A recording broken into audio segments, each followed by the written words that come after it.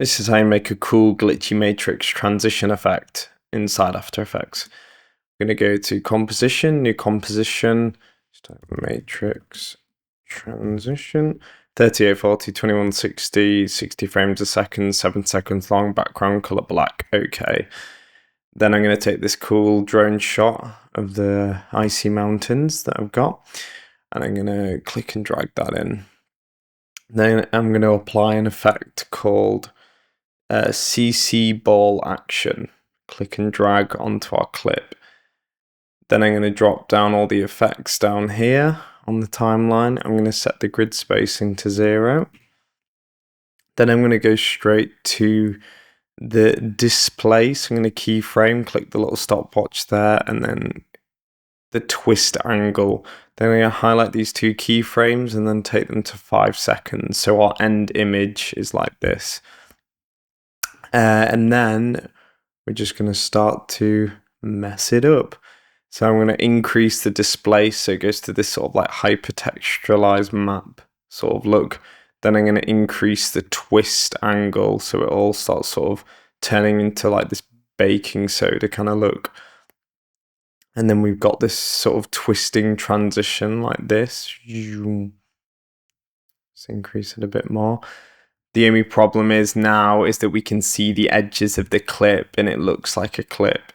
So I'm going to go to the clip itself and go to the transform tab. I'm going to keyframe the scale and position, or S&P for shortcut.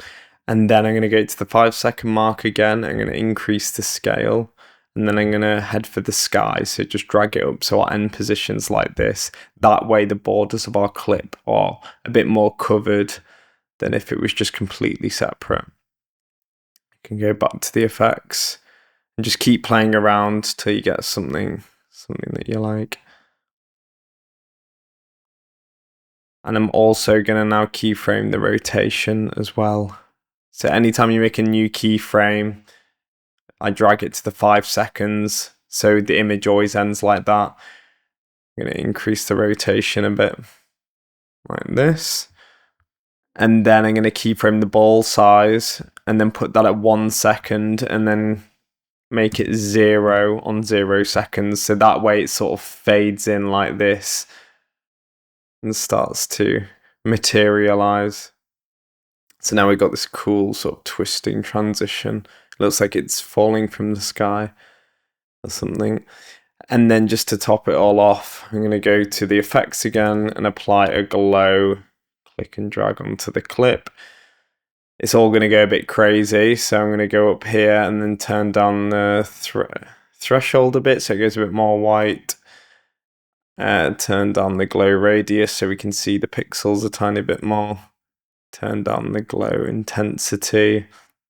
So go down to the compositing options of the glow. I'm going to keyframe the 100 and then go to about 4 seconds where it starts to materialize and then change it to 0. So it sort of glows in like this, but then it fades. Ready for the transition. Just going to turn down the threshold a bit more. So it's a bit more white. The problem is the keyframes are a bit stiff, and also I'm going to drag the position and scale to the end of the clip so it's a bit more of a smooth transition.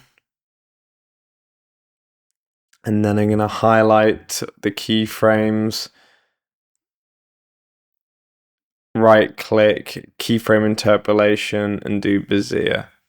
In fact, I'm going to do this for all the keyframes. Right click, keyframe interpolation, Bezier. Okay. Now it's a bit smoother.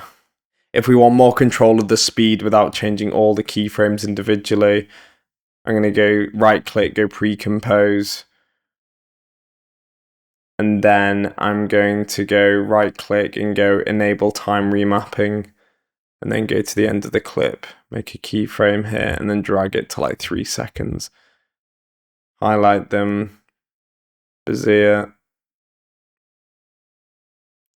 Go to this graph editor here. I've got these little arms, and then I can play with the speed a bit more.